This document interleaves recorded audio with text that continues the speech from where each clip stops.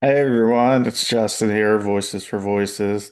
Thank you so much for joining, whether you're watching or listening, whether you're here in the United States or a country abroad, across over 110 countries, territories, and provinces, and over 1,100 cities across the world. Thank you for joining us on this episode. We are well over 455 episodes in the Voices for Voices catalog. If you can do us a big favor, give us a big thumbs up, like, follow, subscribe, share to our Voices for Voices TV show and podcast episodes. And if you could reach out to maybe 25 of your contacts in your phone and let them know about Voices for Voices and the huge impact that we want to help at least 3 billion people over the course of my lifetime and beyond. Without you, we don't have a show. So thank you for the demand. Thank you for requesting more content. And that is what we are delivering on. We're going to talk about a couple different topics today. And the first one is one thing I get asked is why so many episodes? Like, why, why, why so many episodes? And at first, when I was being asked, a year or so ago, uh, I really didn't have a great answer. I, I, I, I really didn't. The more I thought about it, though, and have thought about it since then and now, is, one of the areas is having the mental illnesses that I do have. I I want to be a spark of energy of lowering that stigma of look what somebody with mental illnesses can do. And no matter how hard, how tough, how easy some of the days may be, I have to lead by example. And by doing that, a byproduct of that are the shows. And so that's the biggest reason is not to say, "Oh, look at me, look at me, look at me," like that. It's the look at what somebody can do when it looks like all odds are stacked against him, against his organization. And so that that answer that it is that I just shared is a big part of why so many episodes. Number one, we know our time is limited, right? We know our time's limited on Earth. Uh, and then that second part that I just covered of look at what someone like me can do with very little money, very little budget, if any, just enough to be able to get the shows out. And so if I can do it, you can do it. Maybe podcasting, maybe TV shows, maybe that's something that's not for you. Maybe it's something else. And so let us, all of us in the world, not just me, not just Voices for Voices, let us all be a light in a world that at sometimes is a dark place. where people aren't nice. People are hurting others. And all it takes is one. All it takes is one of us. So if I can do it, you can do it. I don't claim to be the best. I don't claim that, yeah, I don't claim that we're the best. I mean, when I talk about being third behind the Joe Rogan Experience and the Dan Bongino show, those are just stats that bear that, bring, those numbers out. But other than that, we're just coming to you bringing real topics, transparency. We're bringing easy topics. We're bringing hard topics. We're bringing topics that, again, I say this over and over again, but it's so true. So many organizations are doing such great work. However, they're not covering the hard topics. I'll give you an example. So, one of our past guests that you have seen thus far, Marilyn Reichel from Seattle, Washington, here in the United States. And it just so happens that that's where she lives. Uh, Not saying Seattle is, that this special place. It's just where she's from, where she lives. And I have for a long time tried to no avail. So in a way, I failed to find someone or someones to come on the show and talk about caring for individuals who are a little bit uh, more mature age-wise. So they've they've they've lived a lot of years. And so I've tried to find assisted living facilities, individuals to talk about just that, what it's like treating people with dignity, respect, when it can seem like, well, these individuals are at the end of their lives. They don't have many years to live. And so when we had Marilyn Reichel on, and she talked about growing up in a home that didn't say the word love, the Calvinist culture heavily in her family. And so the thought was, well, almost like we were going to cast away people when when they get older, like they're some type of a commodity. And that's just not the case.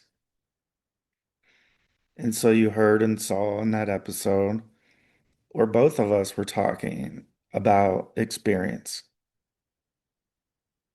And Sarah Dahl Lucy here taking a snooze. Um, and Marilyn admitted that she wasn't the caregiver type of a person. Didn't think she could do it.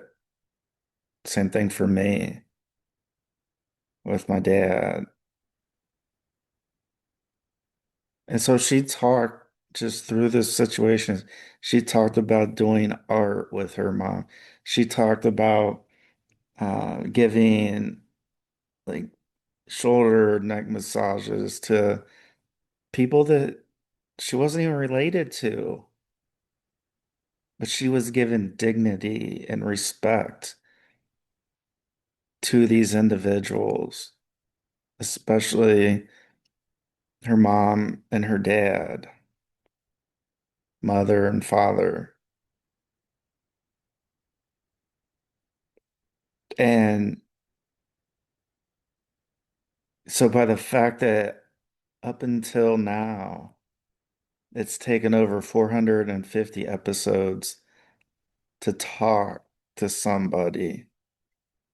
And I don't believe she's a registered nurse or doctor, nurse practitioner. I don't think she is.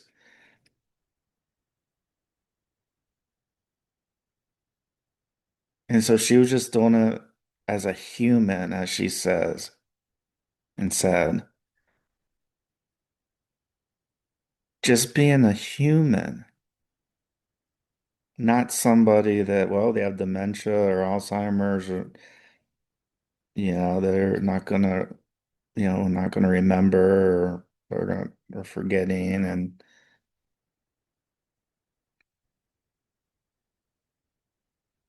But she learned how to be a caregiver to the best of her ability. See if I can get a little bit more light here. This is kind of bothering me for those watching. Um, just the video is coming in a little bit dark for this episode. So like shadowy, not dark, otherwise it's shadowy. And it was so moving, so touching when she was sharing. I mean, I was in awe of that because I remember going into assisted living facility for my grandparents. Some of them, some of the people living there at that time, some of their families visited, and some of them didn't. Some of them may have had family that were a long ways away. Some were just busy. Some were just trying to almost like numb the pain. And I don't know this to be true, but I know from my experience, that maybe they were numbing the pain with alcohol and drugs and things like that, or finding things to do or moving away because it was hard to see. Just because we weren't able to have a conversation with somebody younger earlier in their years that could have. And I shared as well with my grandparents that, and even with my dad, that we didn't have to say, sometimes we didn't have to say a whole lot, but just knowing someone else is in that room with you, with me, is enough. We don't have to be in full-blown conversation mode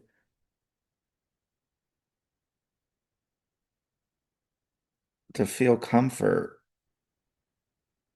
And I know from example, for me, when when I was discharged from the hospital in 2017 and I was at home, I I was afraid. for myself. I didn't know what was going to happen. I was trying to recover, and there were days that were scarier than others. And I remember asking my dad literally first to take me to my therapy. And the first therapy group sessions that I went to was at a hospital that I was discharged from. And so it was that step down. And it was, mhm, I think it was to 8 to 2 or 9 to 2. Anyways, there were several hours plus an over half-hour drive for my dad. And this therapy was, I think it was like 4 days a week. And I was afraid of driving. That was one of the things that came with me at that point. I was afraid. And so I had my dad come pick me up, take me to therapy. Sometimes he would go to the mall and walk, get some exercise, and then he would be in the lobby waiting for me after the therapy. And he was doing probably what I would have done too, is, taking a little bit of a snooze. But the fact that he did that on his own, he wasn't being compensated for it. He didn't have to do it. We didn't say a whole lot of words, a whole lot of conversation. But that was me in my 30s. So when the roles were reversed at the end of life for my dad,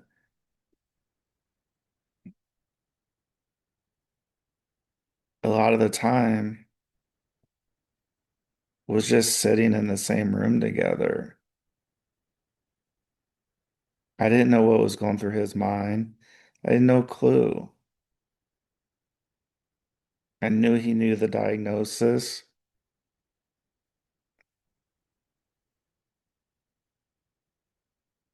but sitting with him for an hour or two or three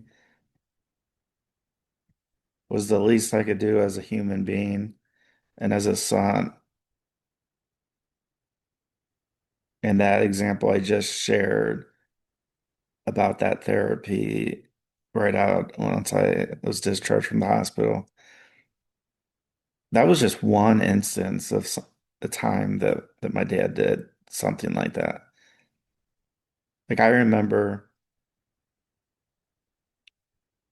so I'm 44, okay? And I was turned 40. And when I was younger, not a whole lot of people know this.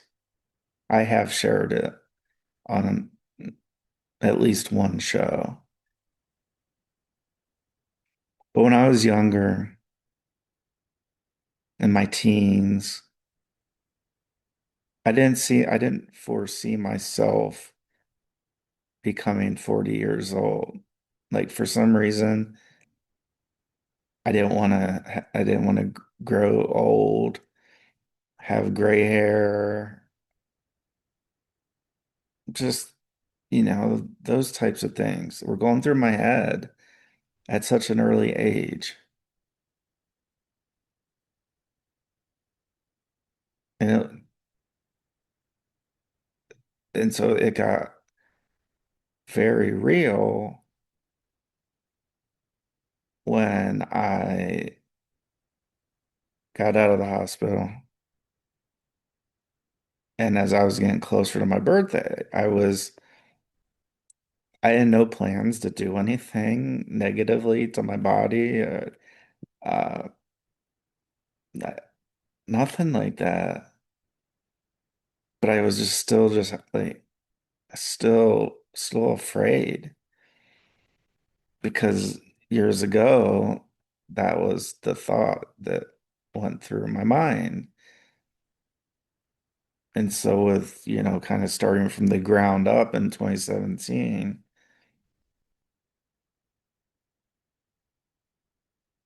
I called and I asked my dad, and it wasn't a therapy day. I just said, "Hey," and I wasn't able to process television very well. Like I would get dizzy watching the television. So I found my favorite chair, my favorite spot, I guess, which I learned through therapy and things that happens where people at times find a comfort zone, a comfort space to sit or to be in or around. Just like I had a comfort zone when my dad was around, because I knew if anything happened, he'd be able to help take care of it for me. And he's ultimately who dialed 911, had the ambulance come, take me to the hospital, to get that hospital stay started, where I decided it was time for me to have my mental health evaluated, checked out.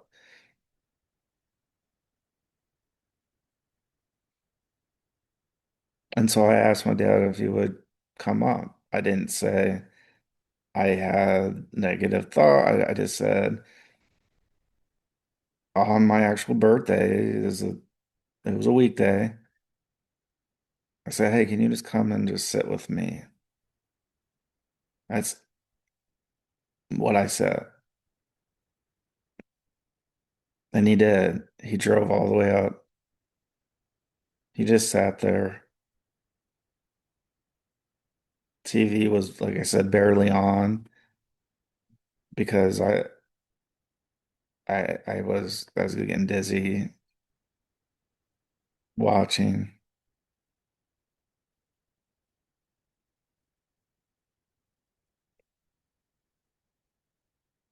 And so I know my dad's in heaven, but I just want to say thank you again to my dad, for all he did, all he sacrificed, all throughout my life. And I remember even with the shadows and we're getting emotional, that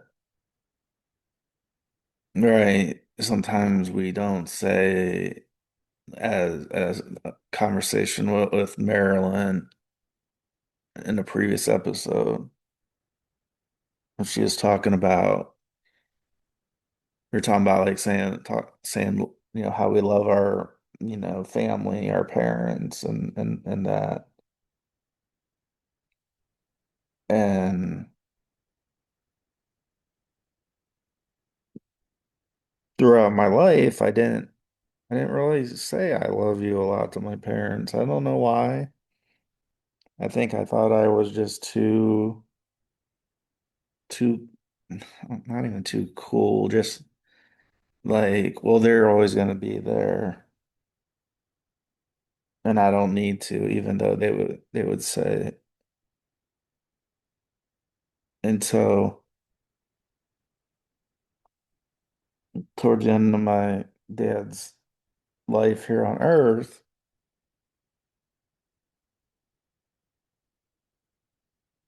we were starting to say that we loved each other,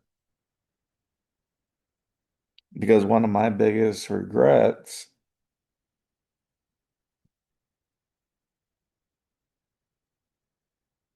was for my grandparents, that I wasn't there on their, end of their days. Before my dad had passed, my grandma passed the week of my wedding. And I was dealing with just, I hadn't taken care of my mental health. And so I was just succumbed basically by the anxiety. I knew she was in not a, not a great state. And the Wednesday before my wedding on Saturday, my grandma passed.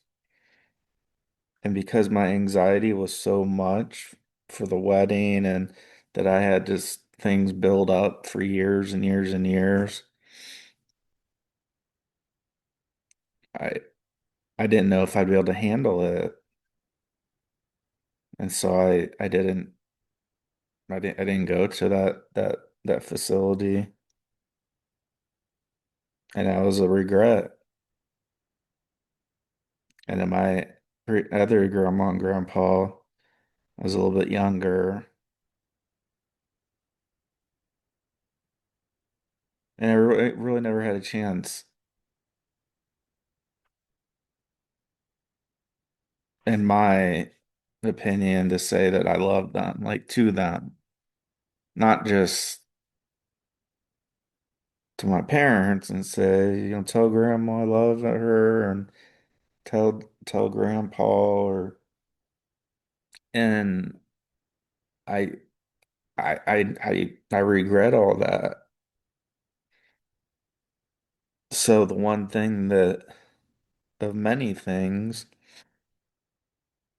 sorry, I have tears coming down if you're watching, but something I'm like, put them away. So when my dad was, you know, his, as all of our days are limited on Earth, as his were getting more and more limited, we got to say, I love you, before I would leave. He wanted to stay at the house. We wanted him to stay at the house and not be in a facility. Um, so we started to say, love you. Should have said it many more years sooner, but I didn't. And so that was a huge regret. The difference in this time was he was still at this point that I'm referring to, he had understood the diagnosis.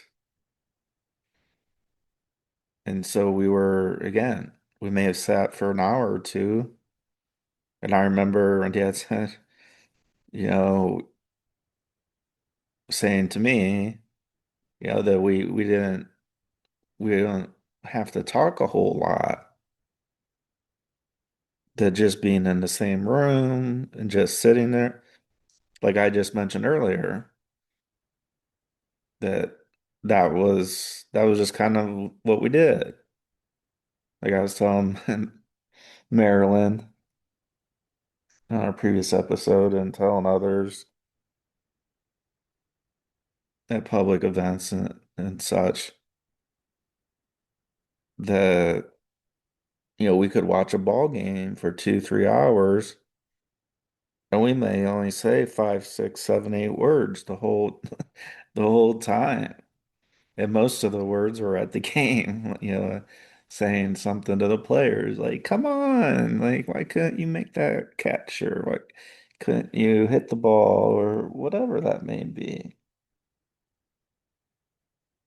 So when we were saying, we loved each other, uh, I felt a little bit of a weight lifted off me because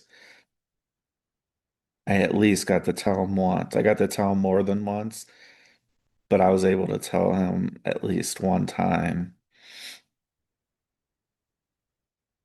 that he understood and he said it back and then he said it and then it just became kind of a standard that we would do once we once we kind of got the diagnosis, it was like, well,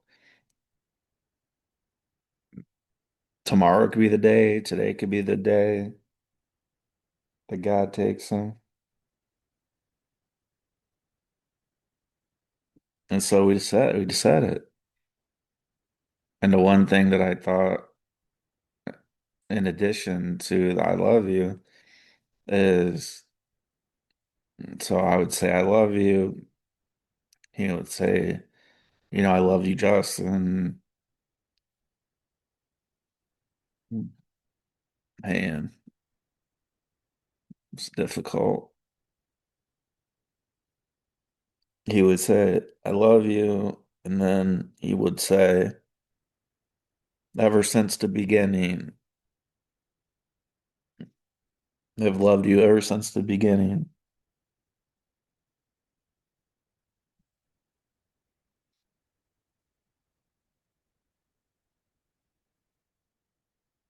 Basically, my understanding of that was since I was born, or since my mom was pregnant with me.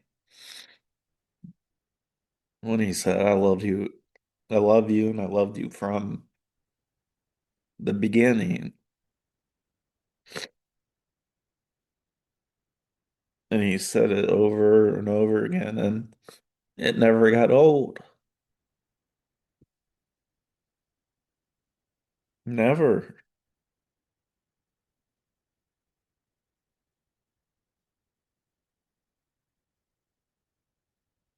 And so I'm not doing this for pity. I'm not doing this so anybody feels bad for me.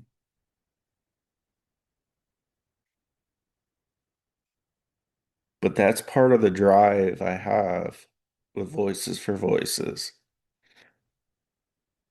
is we don't know when our last day is going to be on Earth. Some may know somewhat of a time frame. Some of it can be sudden.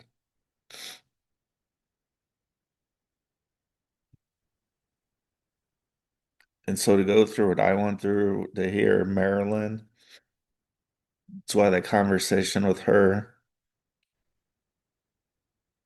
was so,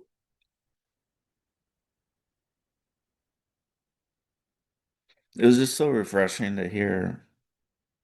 Like I said, I've been waiting years to talk to somebody, a caregiver. We've had doctors and we've had rabbis and priests. We've had, politicians on both sides of the aisle. We've had quite a variety. But having Marilyn on and have her talk about her caring for her parents and to not treat them as like not human, that well, their life's over because they have dementia or Alzheimer's or cancer or whatever that may be. Uh, so cherish the time you have with people. Not everybody's gonna, we're not gonna get along with everybody. There's gonna be tough decisions we have to make. We've made a lot of tough decisions here as of late as an organization. Right? We're not going to be able to share those right now. They will probably, maybe some point, find their way out into the public. But when I'm asked about why so many episodes, why the drive, it's because I want to help people,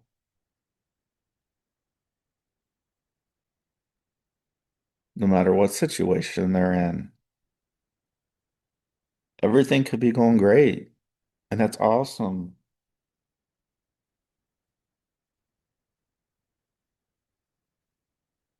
I hope for everybody that that can be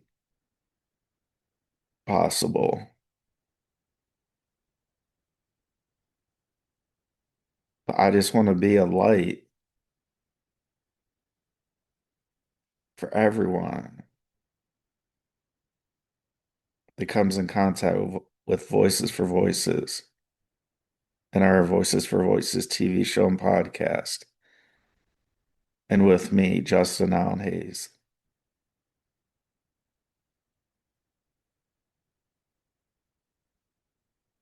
And so thank you to Marilyn.